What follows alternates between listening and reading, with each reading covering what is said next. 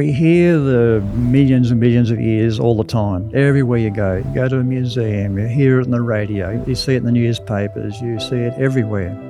And people think, well, it must be true, but the ages are calculated based on assumptions about the past. Today we're going to look at 5 evidences for a young Earth. Rock arches, salt in the sea, rock bending, flat gaps. What's your last piece of evidence? We are continually told that the Earth is billions of years old, but there is strong evidence that that is fiction.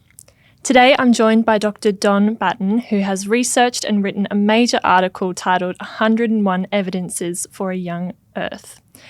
Don, today we're going to look at 5 of those evidences. We're starting with the rock arches. What can you tell us about them?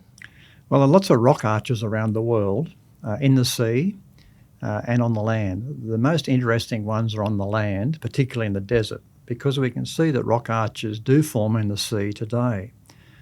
But when we look at rock arches in the desert, like the Arches National Park in Utah in the United States, there are about 2,000 arches that have been documented in the park. It's in a desert. So how do rock arches form in the desert? That's a question. So they've observed over 45 years, 43 of the arches falling down, disintegrating. Nobody's seen a new one form. So you can see that at that rate of attrition, the rock arches would all be gone in about 2,000 years if there are no new ones forming.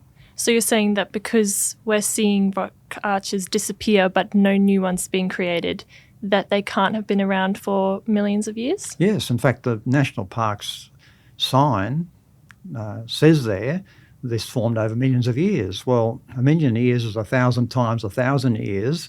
And we're talking about 2,000 years, they'd all be gone. So there's something out of kilter with the claimed age of things. So how do rock arches form?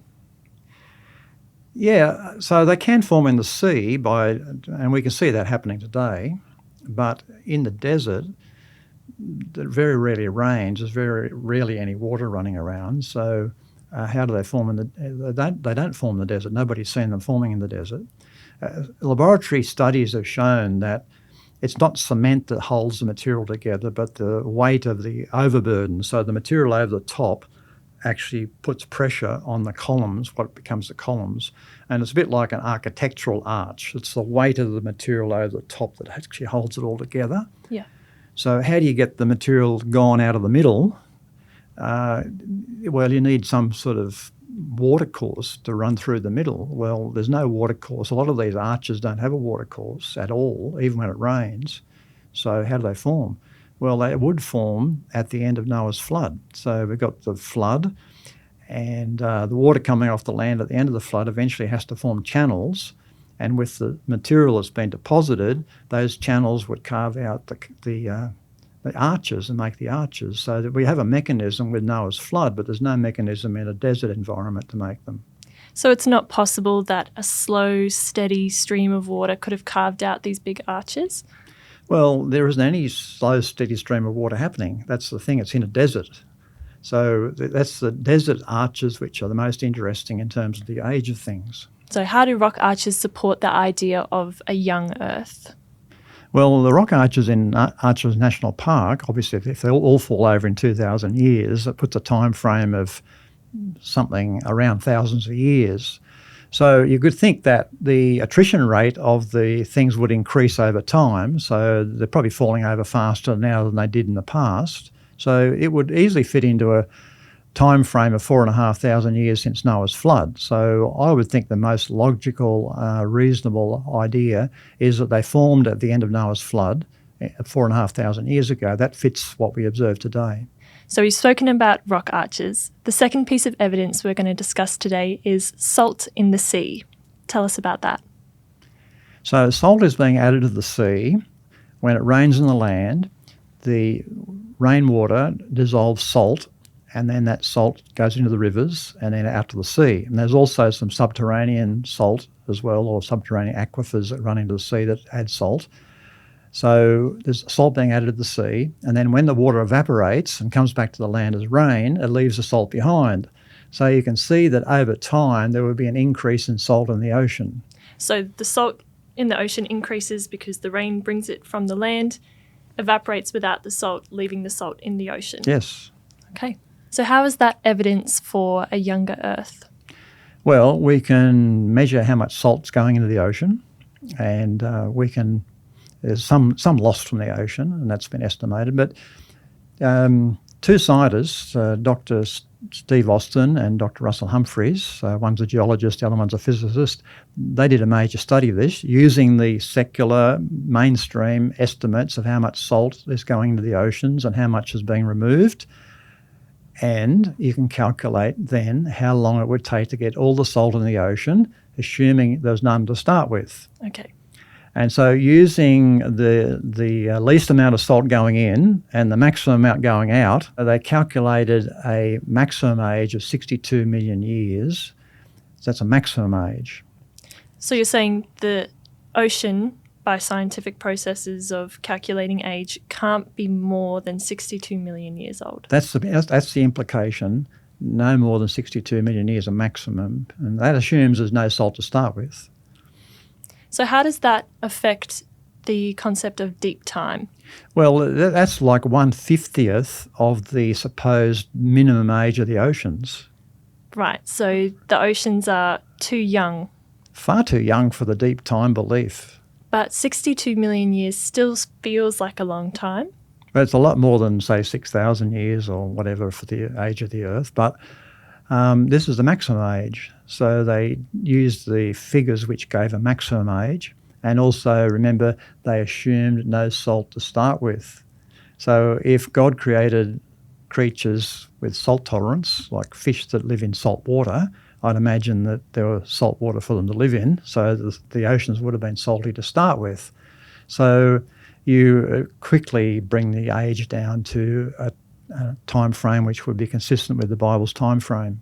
Has there been any attempt to overturn this argument that the ocean is no more than 62 million years?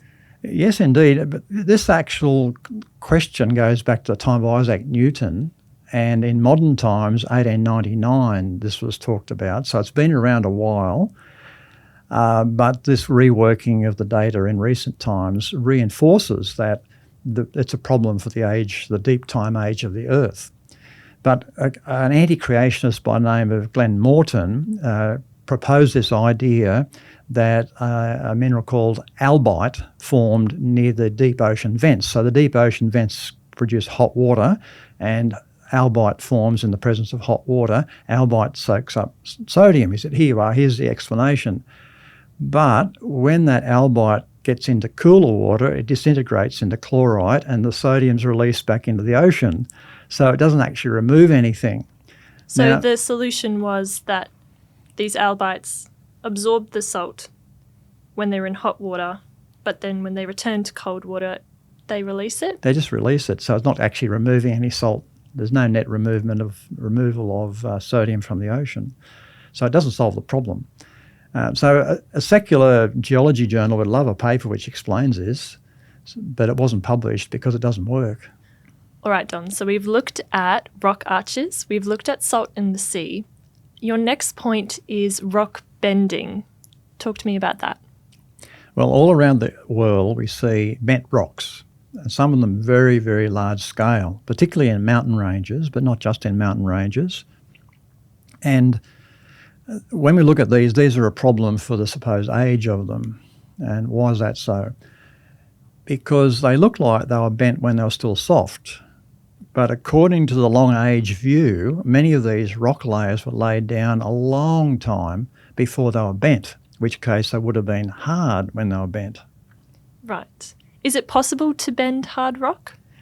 Well, yes, if you have enough pressure, you can bend hard rock. But when you put that pressure on it, it heats the rock. And when you heat the rock, it changes the nature of the rock.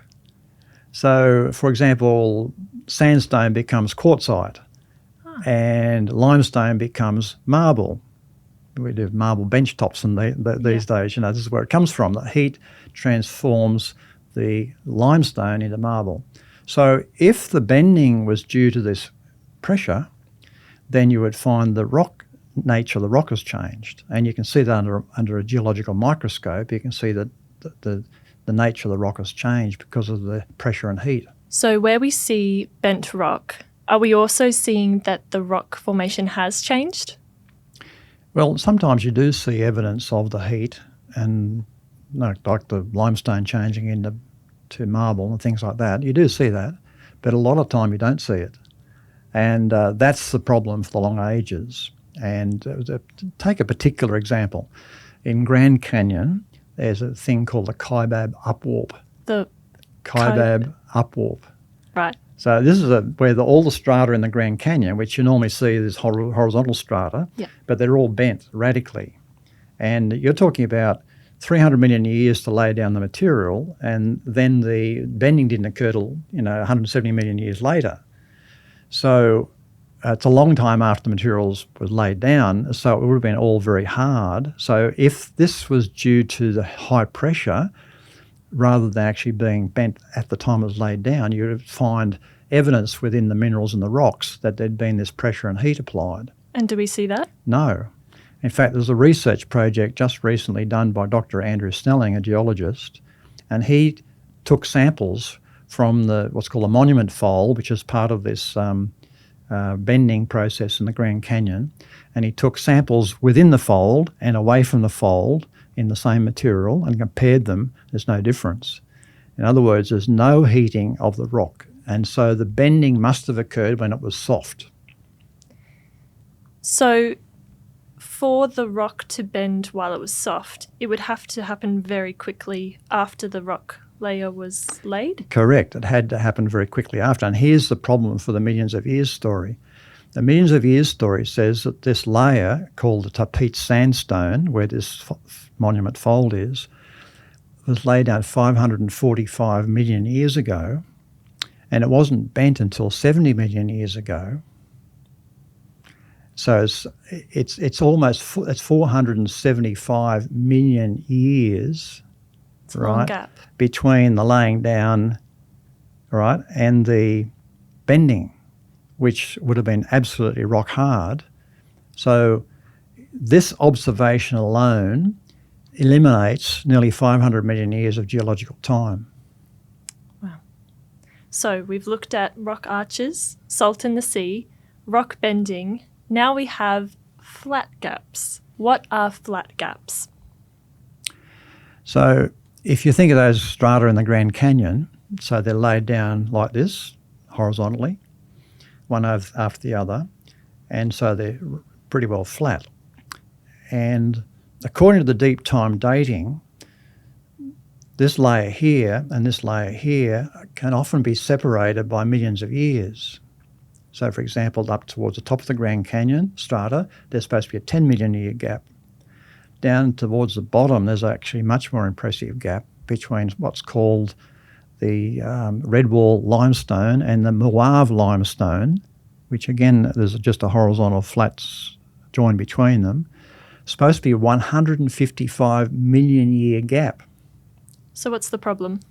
Well, if you have this lower layer, the Moave limestone's laid down, and then you have time, what happens? It gets eroded. You get things burrow into it. It gets stirred up, and you get creeks like gullies and things formed in it from the erosion. No sign of that. So we don't see any sign of any gullies or burrowing or root There's systems? almost no sign of any time between when the bottom layer, the Moave limestone, and the top layer, the Red Wall limestone, was laid down on top of it. Almost no time. Is there any other evidence that they were laid down together? Indeed so. In this case, there is. At one spot, you can see that the two layers are interfingered. So what I mean by that, if you look at the two layers, they're not just like this, but they're actually intermingled like that. There can't be any time at all. So because they were laid down shortly after each other, that's how they merged? Is that the They must have inference? been laid down together. Like the top part of the bottom layer and the bottom part of the top layer had to be laid down at the same time to be woven together like that. So what's the implication when we're thinking about deep time versus a young Earth? Well, this is just one example of this flat gap problem. And the geologists have a a term for this, a special technical term called paraconformity. Paraconformity. Or pseudoconformity. Right. And that means conformity means things look like they were laid down one after the other with no time in between, but pseudo means that's a false impression, or para means the same thing. So this idea, paraconformity, pseudoconformity, more simply called flat gaps. But they're all around the world. In fact, there's for example, over 1 billion years missing between two of these layers. And when you start adding up all these flat gaps or pseudoconformities around the world, all the different examples there are, you eliminate nearly all the geologic time. So what type of time frame are you left with? Well, we're looking at this material being laid down during Noah's flood. So the material's laid down one after the other in quick time over the year-long flood of Noah, and then bent at the end of the flood while it was still soft. That's the scenario that makes most sense of the evidence. So we've looked at rock arches, salt in the sea, rock bending, flat gaps. What's your last piece of evidence for us today?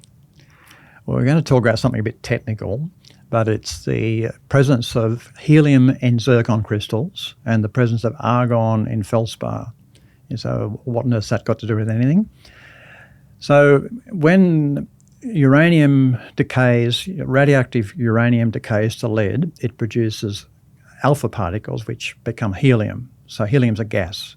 So if you have a speck of uranium inside a zircon crystal and it decays to lead, it produces a small amount of helium. Now, you can then calculate an age of that zircon crystal based on the assumption that there's constant decay of the uranium, there's no change in the decay rate, and also that the helium, certain diffusion rate of the helium out of the zircon, because although the zircon traps the helium, it's not perfect, and some of it does leak out. So some zircons were retrieved from a drill core, and as you go down through the drill core, it gets hotter. So the hotter the zircons are, the quicker the helium will leak out. So the colder, the slower the The colder, the diffusion. slower it will leak out. So the scientists have studied this for years, but a group got together as geologists, geophysicists and physicists, actually formed a team to study the age of the Earth from the point of view of radiometric dating, and they researched these crystals, and they predicted that, because they believed the Earth was formed 6,000 years ago, so the age of the zircons would have been of that time frame, not billions of years. So they predicted this 100,000 times faster diffusion rate of the helium based on their belief the Earth was only 6,000 years old, not billions of years old. And they did that, and then they sent the zircons to a standard laboratory to have them tested for their diffusion rate. Now, the lab didn't know about their prediction, but they had published it. And the lab came back with a measurement of the diffusion rate, which was spot on what they estimated or what they forecast, what they predicted. So it was aligned to what this group of scientists had assumed, which was closer to 6,000 years than Correct. Millions? Correct. So there's a couple of implications of this. One is that there's been a period of rapid radioactive decay in recent times, within 6,000 years, which then explains how much helium was there and explains how they got 1.5 billion years when they used the assumption that the diffusion rate was much lower and a constant decay rate.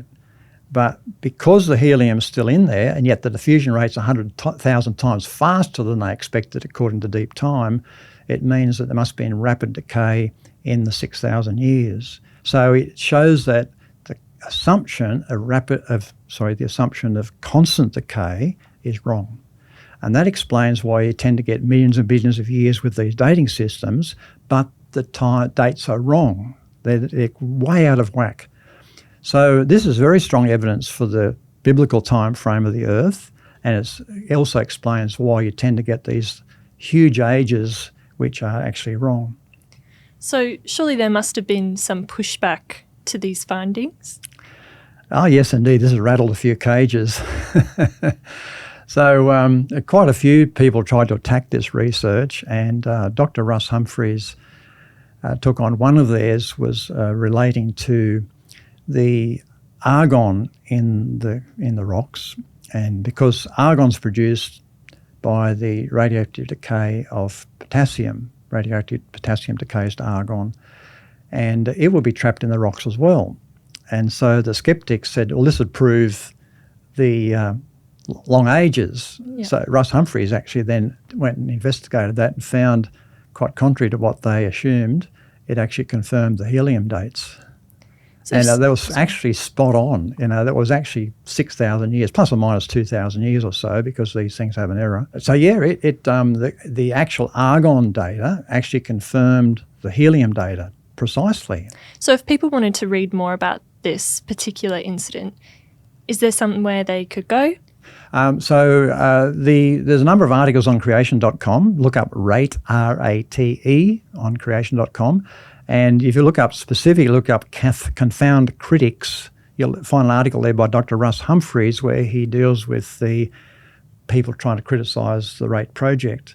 An interesting thing he says there, he says that in dealing with the critics has actually made him much more confident in their conclusions.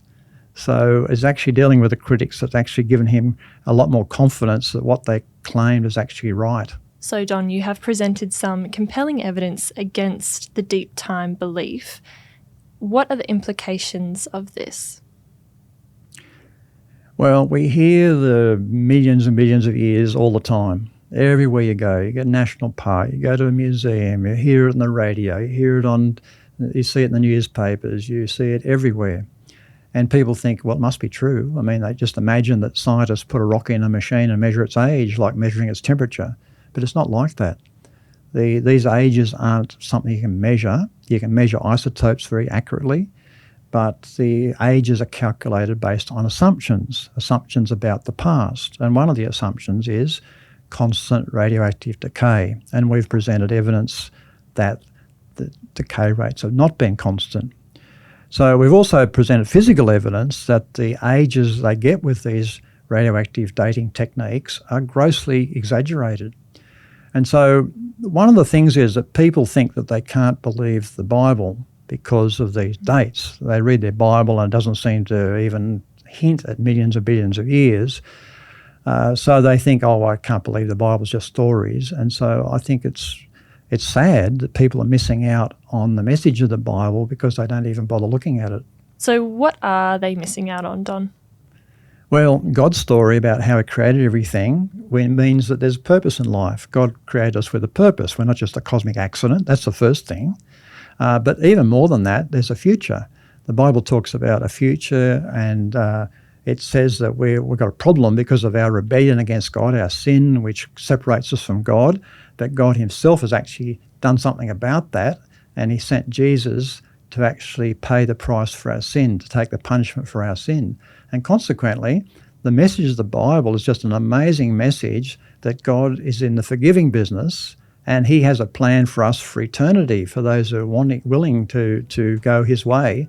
And so this is an amazing message that people are missing out on because they don't even bother opening their Bibles. So, Don, if people wanted to find out more about this, they could find your article, 101 Evidences for a Young Earth, on creation.com. And there's also the Creation Answers book, which has a whole chapter on this. Actually, I'm one of the co-editors. But there's also answers to over 65 major questions that people have about these issues in the Creation Answers book. So it's a wonderful resource. We'd love to give this ebook to our viewers. All you have to do is click on the link in the description, pop in your email, and we'll send you a copy for free. Thank you so much for your time, Don. Thank you, Bronte. It's been a pleasure.